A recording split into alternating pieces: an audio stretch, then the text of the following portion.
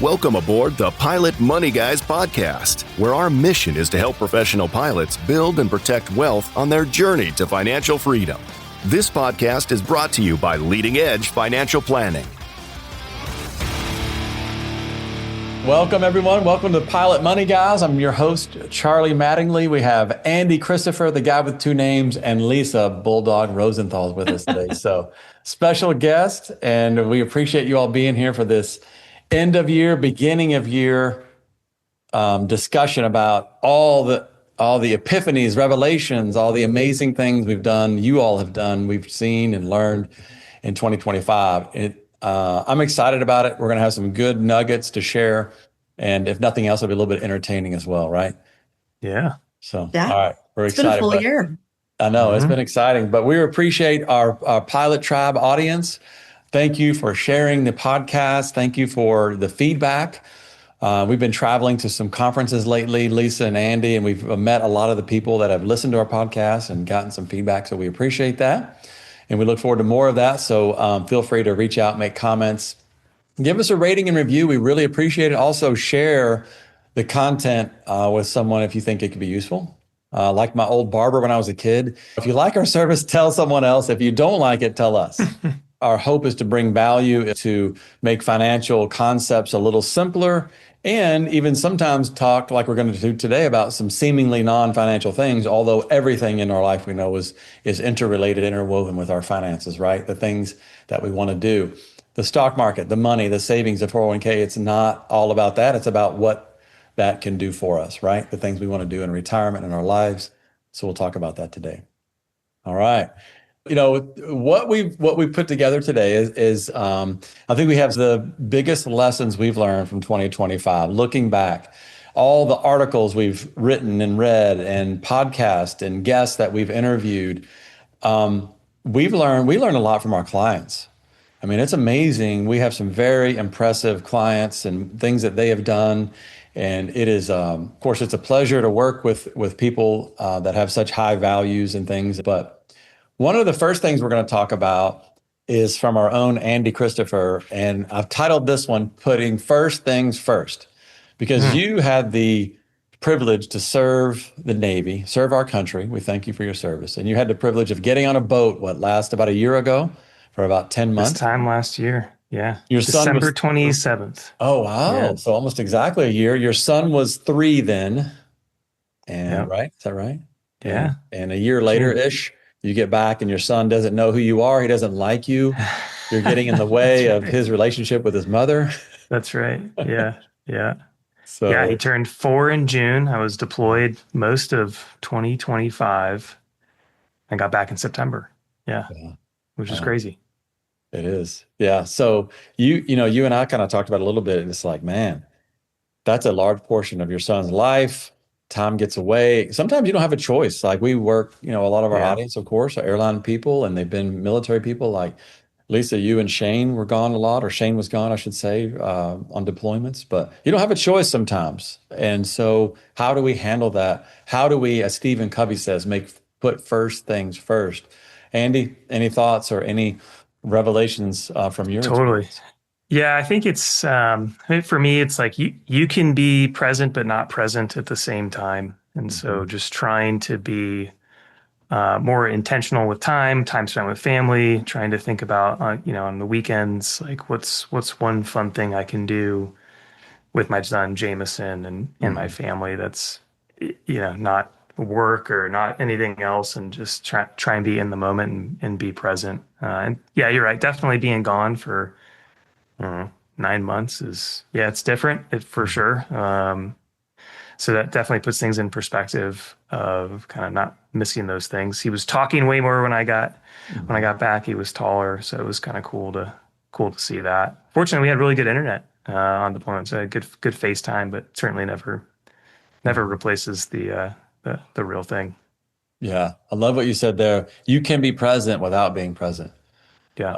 And man, sometimes it's hard to engage, for any length of time with your kids, especially when they're really young, because it's like, oh my gosh, I'd rather be doing, some other things. But nonetheless, I had the privilege of being in the airlines for 14 years, and now I'm in a more like a 8 to 5-ish type office job where even when I was gone in the airlines, my oldest daughter, she's 20 now.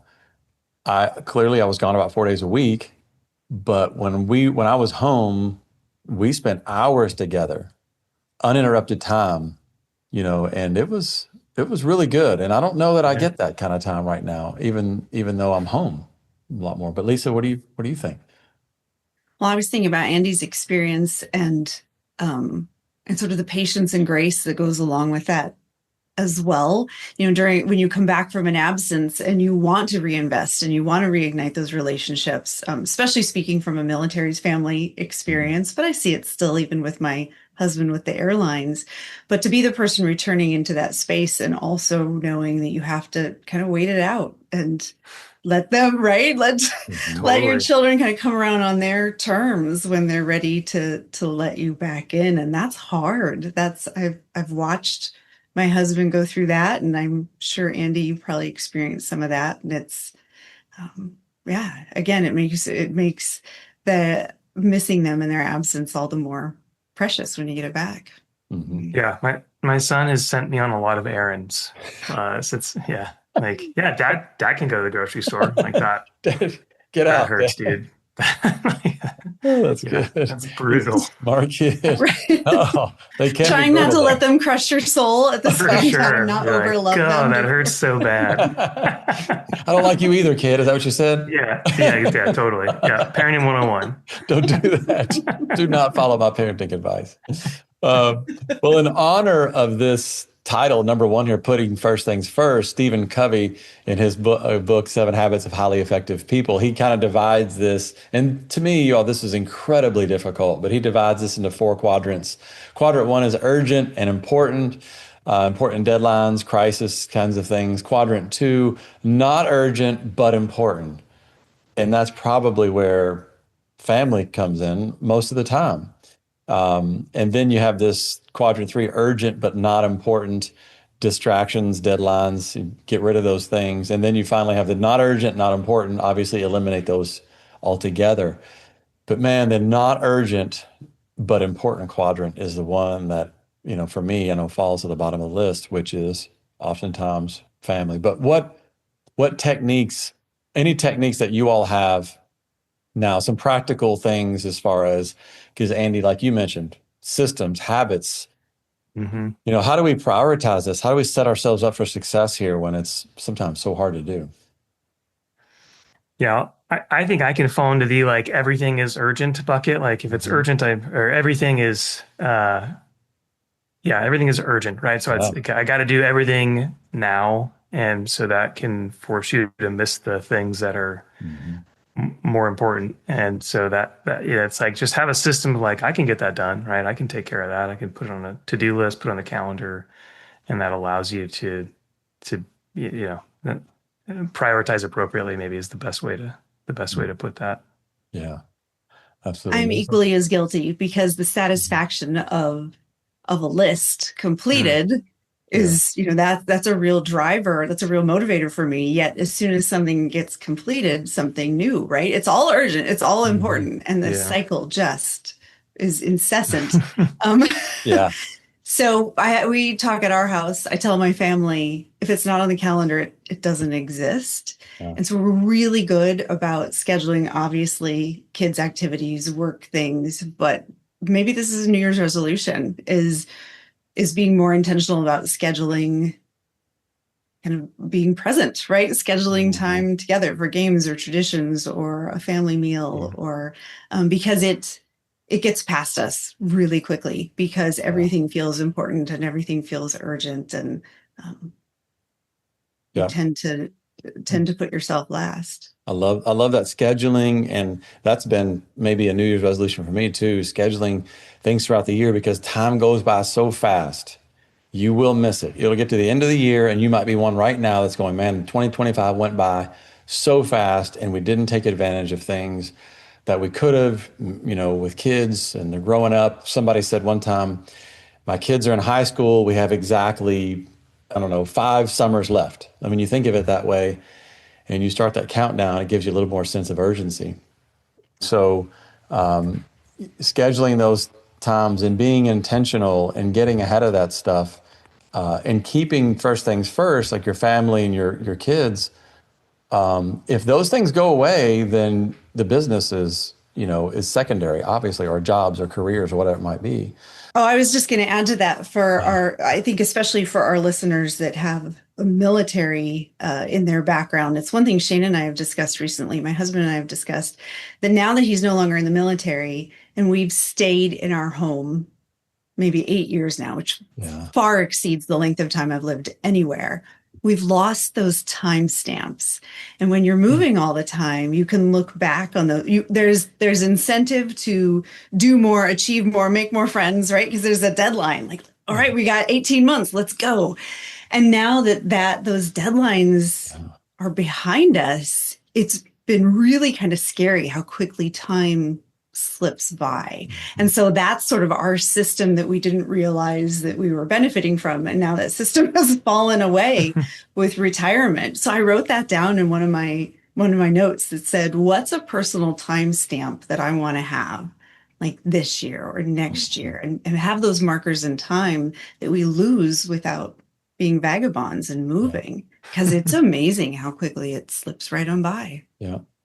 You're right about that. You get into this routine that you didn't have in the military and you get comfortable, like you said, and there's no deadline of like, we're leaving soon. So yeah, I like that. That's awesome. I like your scheduling one too. That's super important in our family as well. All right. We learned a lot. I've learned a lot. I'll speak for myself on this, from our clients about how to raise smart money children. We did another podcast on this one, Flight 100. I think, Lisa, you may have been on that one, where we talked about some practical things about how maybe we can raise young children with some of these techniques and things, because money is not one of those things that your kids look at you and physically see that, oh, they have a good perspective on money. Sometimes there's misunderstandings. I know that when I first started working in the world of financial planning and investing, my daughter thought I was doing it because I was greedy. That was just her assumption, like, oh, you must be greedy. And of course, she's like 8 years old, but nonetheless. There's the flip side too. I think we addressed this in that podcast, that particularly for our airline pilot clients, their children don't see them work. Yes, there you go. So there's not a witness of the grind and the effort that's put into it. They get to see them, taking a nap on a Wednesday afternoon in between playing trips. Golf. Yeah, playing golf all the time. This is easy. But we talked about young children. We can revisit some of those things. Andy, you've got a 4-year-old that you're working on teaching some investing principles. We're getting there. So, but one of the things I will share that I've seen our clients do well, and Lisa, I'm going to throw our girls into this category as well, and that is our clients that have children, and some of our clients are very wealthy, and their kids are very responsible, high character. And you're like, wow, how is this possible? And I hope to emulate that one day. What I've seen maybe be a common denominator are two things. One is travel, and not just to the Ritz-Carlton or a cruise, but travel to parts of the world that are not as maybe fortunate as what we're used to seeing here in the United States. And the other is service. I know your daughter, Erin, and my daughter, Mary Jo. Mary Jo has gone and done things like mission trips in Central America, Mexico, whatever, South America, wherever it might be. And that has motivated her, to go and do a certain career so that she can continue to do more of that. I know Erin experienced the same thing through her service, and she's passionate about that as well. But very much so. Yeah. As interestingly enough, I think I've spoken about this before, where she got involved in Boy Scouts when Boy Scouts started to allow all girl troops back in 2019. She was in middle school. I said, hey, let's go check this out. And she's like, that sounds lame. Well, now she's an Eagle Scout, right? Yeah. She got so into it and loved that pathway to service. And that's ended up defining kind of where she wants to go with her life.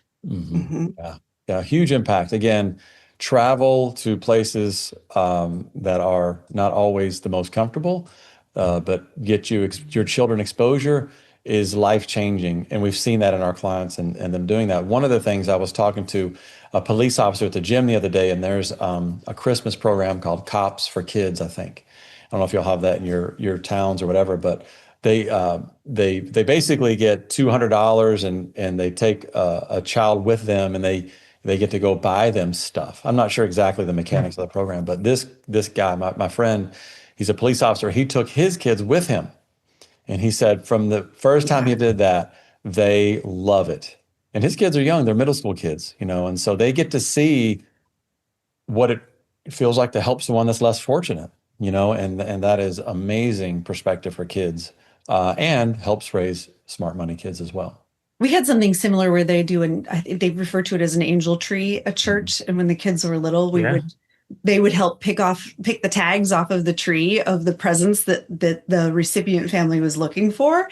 And so my kids, when they were little, they were like, oh, a Lego set, oh, a bike, whatever. Right? So we picked all these things, and then they had to go help shop for it and then give it away. Right. Yeah. Then we had to hand it over, and it actually ended up being a really cool experience. That's awesome. Yeah. Mm-hmm. Yeah. This falls into the other one that we'll cover in a minute, and that is the physical, biological, physiological benefits of being charitable, of being generous with your money and your time. We'll talk more about that in a minute, but it's really the same type of impacts. But let me frame this question. Let me ask this question, I should say, like, what do we do when our kids are in their early 20s, maybe college? And I've heard of a lot of our clients lately, and I'm starting to feel a little bit as well, that you're really never done parenting, of course, and you're still worried or stressed about what your kids might be going through, even when they're in their 20s.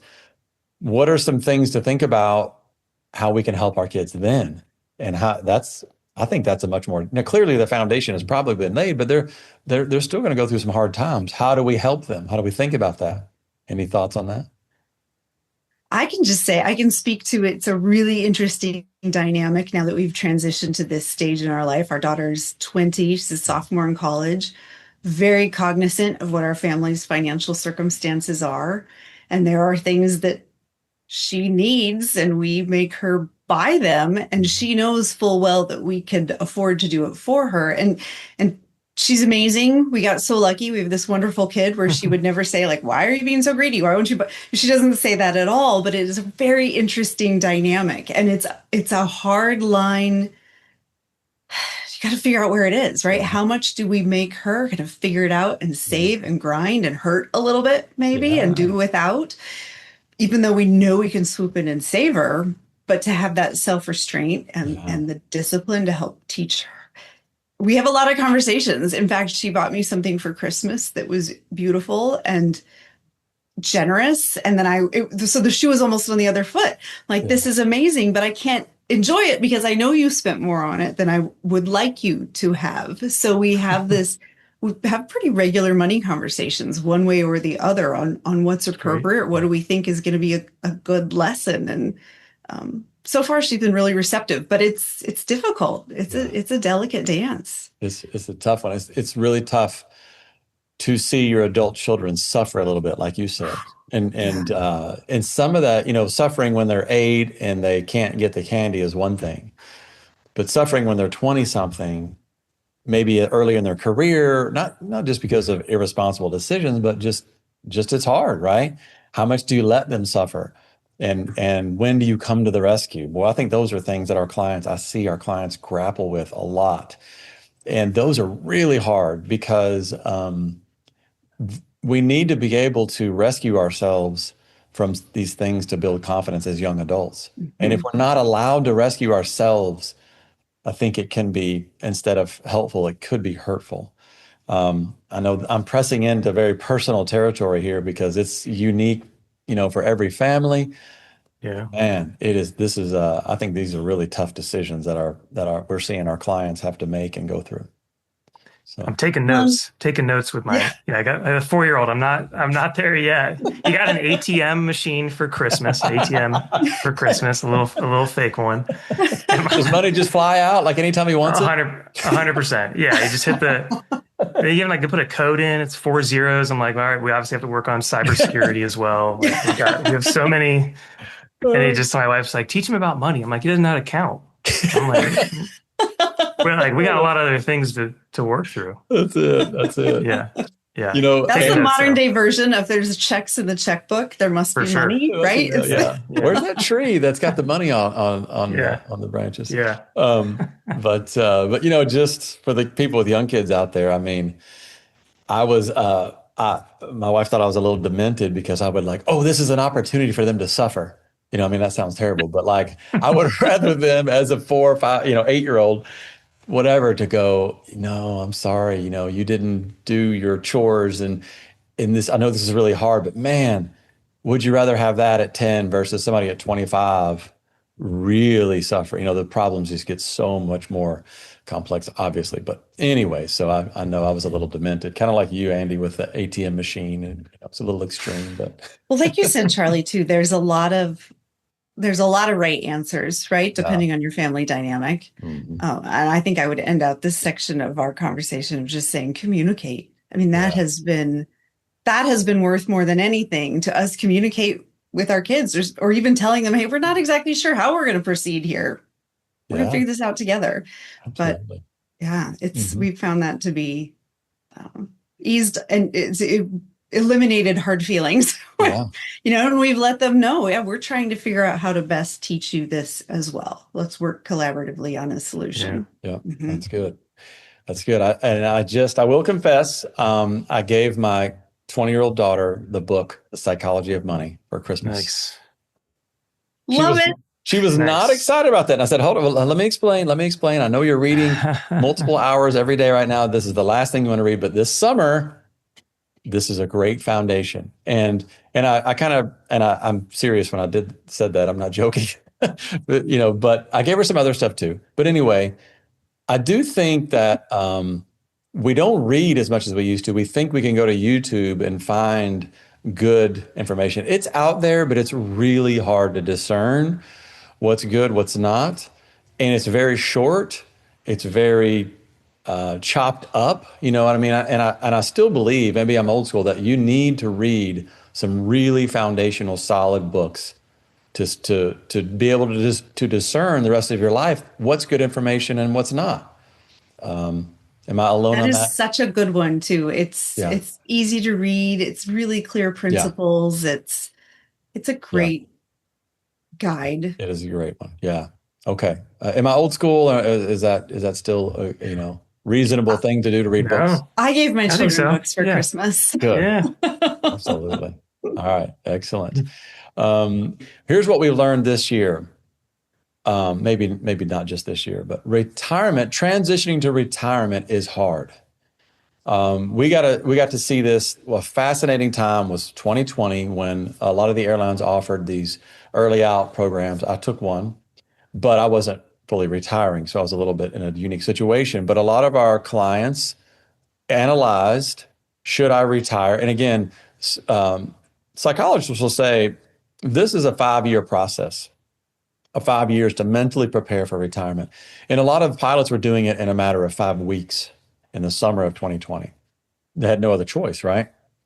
Well, what we're seeing too is that it takes a lot of thought, intentionality, and effort to make sure that you're ready for retirement. And some people, depending on their personalities, may struggle more than others. And what I mean by that is we have people that retire they're very active mentally, physically, and all of a sudden you're flying one day and the next day you're doing nothing. Is a really tough transition.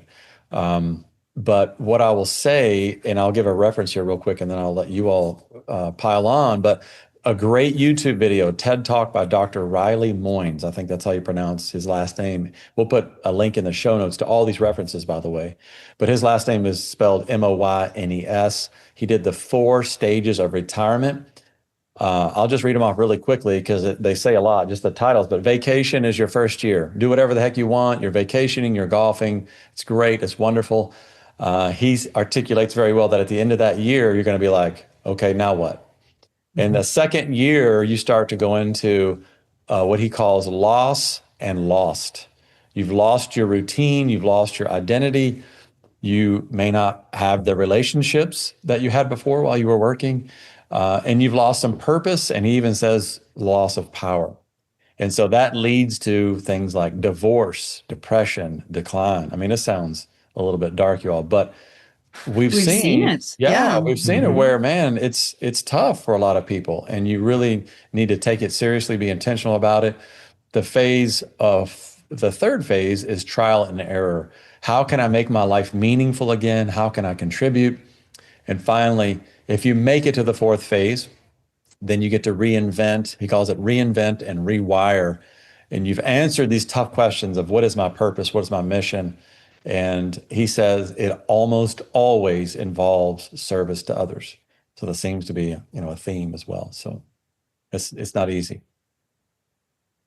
I think it jump in. I think it points to just like, where is work? Because that's what it comes down to, right? Is you worked and now you don't have that, and just where is that even in your life today when you're working before you retire, and can you build the foundation now for things that are beyond that? I mean, work is great; it's a noble thing. Yeah. It puts food on the table, and allows you to stay mentally engaged. But there's other things out there as well, and just service, right? Organizations, groups, other friend groups that are outside of work. Can you do those now? And yeah, I think that for me, right? Like, when I'm trying to think about retirement for me, I'm like, that's not going to go great. That's not going to, that's going to be same here. I'm with you. It's going to be super hard. Yeah. Well, I think particularly for our pilot clients, it's an extra difficult transition because of the lifestyle that comes along with being a commercial pilot.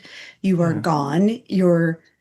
Your family's schedule is so dictated by this in and out, back and forth. And so not only does your sense of sort of purpose with work disappear, you have a very different presence in your home, and this sort of sense of homeostasis. And that alone is, it amplifies it. So I don't think there's any easy answers, but I think if people just embrace, like, hey, these 4 stages are coming down the chute at me, and I'm going to lean into them, and it's not wrong, and I'm going to find my way through and have a little grace.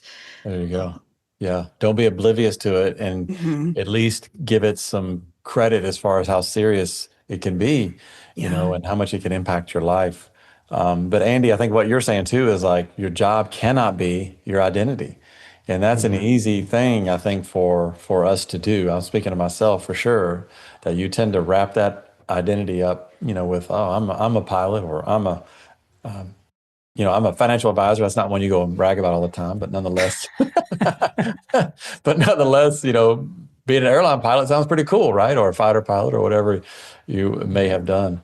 But anyway, so it's easy to do that, right? Kind of confuse our identity with what we're doing. Well, and even the 3 of us all said at the beginning of this podcast about the to-do list, right? Everything feels important, and your focus is on production, right? Your focus is on production and accomplishment and a measurement of your outputs to the world, or your contributions. The last thing I'll say on this is that very recently, I just turned 51 this summer. I'm a lot older than both of you, of course, right? Oh, but anyway, that's so sweet. But anyway, Andy at least. But I think for the first time, I had a dream the other day about my own mortality. Now, it probably was based on a conversation with my in-laws where they're going, well, we got about 10 years left. And I'm like, whoa, what must that be like? And how do you deal with that? And I'm, like I said, 51, just starting to kind of go, how many working years do I have left? And what do I do with those? And then, so it's very different. And I think these thoughts are just starting to enter my brain, but they never have before. So that's certainly a different thing to deal with, in addition to all the 4 phases we just talked about, right? So I recently had the thought occur to me that I felt that transition in my life, that the opportunity to do whatever you want is now behind me. There's a long time in your life where you're like, I can grow up and do this. I could go be a meteorologist. I could go be an artist. I could go be a policeman, right? You have time to do all these different career trajectories and explore and see and do. And it occurred to me, it was a song on the radio or something. I'm driving along and I went, oh, those options are gone now. I've crossed over to the other side, right? when all the newscasters are younger than you, when your doctor is younger than you, it's you start to really feel that passage of time, and you're shifting into this new space and this new way to approach what's left. Absolutely. You got it. Yeah. Well, one of the, I was listening the other day, the person compared it to a candle. He's like, if we were candles, he's about 60. He's like, my candle's very short.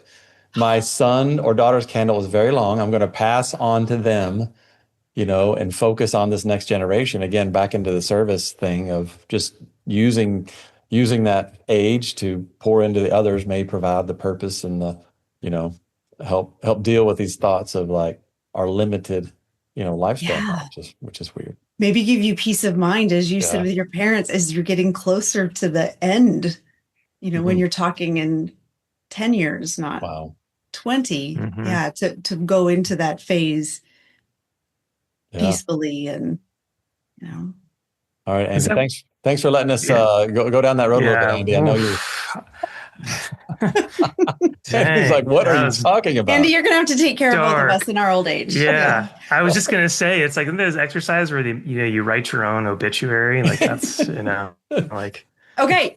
I'm officially at that age where you start thinking about doing that because you want clarity and purpose on what to do while you're still feeling youthful and healthy and have energy. And because man, it's the window is closing. It is.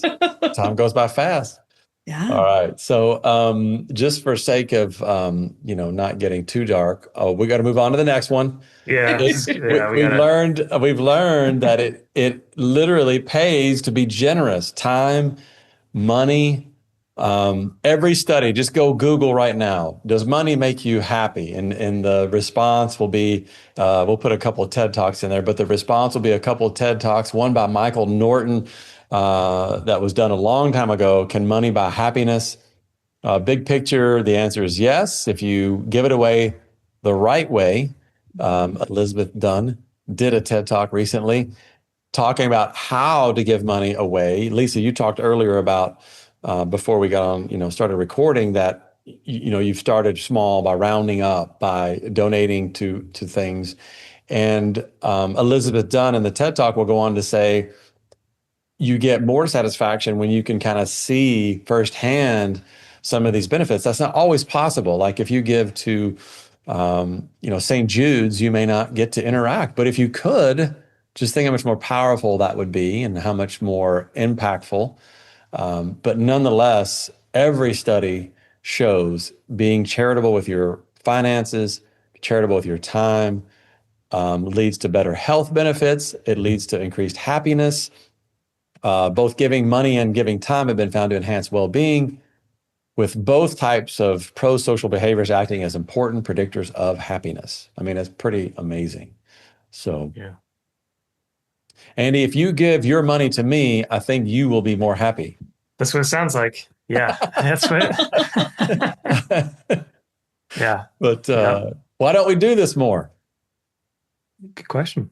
We eased into it. We kind of, like I said, when we spoke before the podcast, that my husband and I, when we were younger, we kind of got guilted into you're checking out at the grocery store and round up to the next dollar for St. Jude, right? And so we just like rounded up here and there. And at the time, I think we could only scrape together $25 a month to put in our Roths, right? So it was we just kept rounding up. And a few years later, we're like, yeah, we can round up to $5. And then it just incrementally grew over the years. And then it started to feel good. It felt empowering to be like, yeah, heck yeah, round it up, right? And then that empowerment led to more, but we still have to be really intentional about it.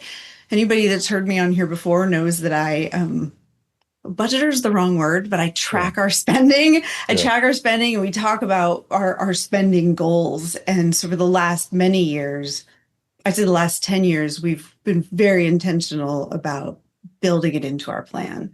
About the beginning of the year, starting to earmark dollars for that. And it's, I wrote in my notes and I was like, it's a huge dopamine hit. Like Giving Tuesday is the best day of the year. And this year I couldn't wait. I had to do it on the Monday before because I was just too excited. We'd saved up our pot of money to donate, and it was it was pretty neat to share with our kids, like, hey, look what we were able to do because of hard work or conversations or prioritization. But if we were not so intentional, it would be very difficult. It's taken a lot of habit building, saying no to some things because we realize this makes us feel better. But it's absolutely. Yeah, and it may not be practical, depending on your phase of life, and we don't want to guilt people into giving. And it's just fascinating to see this, our clients be so generous, and it spill over into other aspects of their lives. And again, a lot of folks will not be in a position to do this, and you got to all know your priorities for your phase of life. But it is an amazing thing to see, and see that science back up some of those things if it fits into your life.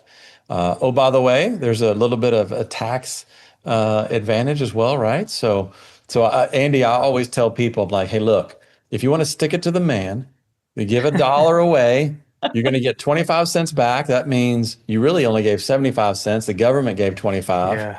And so if you really want to stick it to the man, then give money. But obviously, we don't do that just for tax advantages. But there are some out there. So that's kind of nice. A couple of new rules out there for 2026 that to think about. If you are not an itemizer, you can actually give $1,000 if you're single, $2,000 filing joint, and that comes off the top. So you don't have to itemize to get a charitable deduction. There you go. Which is cool. That's nice.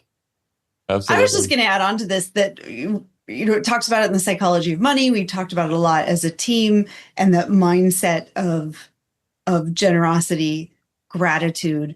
Yeah. It's not just a money thing. It's being generous with your optimism. It's being generous with your compassion. It's being generous with even with your time. Like those things pay emotional rewards tenfold. There are multiple ways to be generous that don't involve money. Absolutely. So we're coming up on our time. So we're gonna do a little round robin real quick, but oh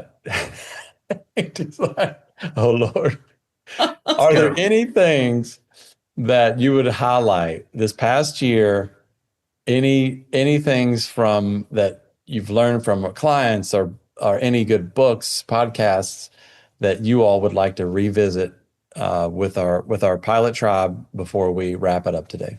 Andy, you got AI to choose from, the impact of AI, any stock market lessons? It's funny. Yeah. AI is funny because I was, gone all last year. And it was like, AI was like starting to come out, and I left. And I came back, I'm like, oh my gosh, like, what is this thing? It's crazy. Yeah. It's just, writing, doing all the work for you, which is not really true, but it was funny to see kind of like that evolution. Oh, it's crazy. So Andy, you're on the forefront of you're our chief investment officer. So clients are asking a lot.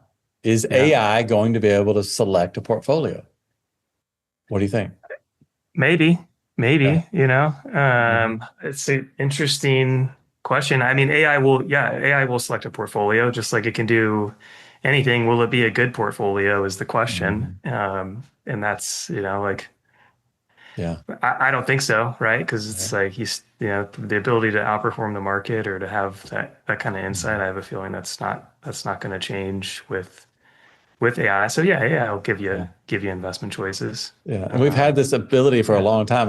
We called it robo advisors, right? That's right. That's been a long time. So that's probably many of those are going away. That's a lot of those robo advisors have not grown the way that I think many people were predicting. But I think that's more of a relationship thing than it is investments.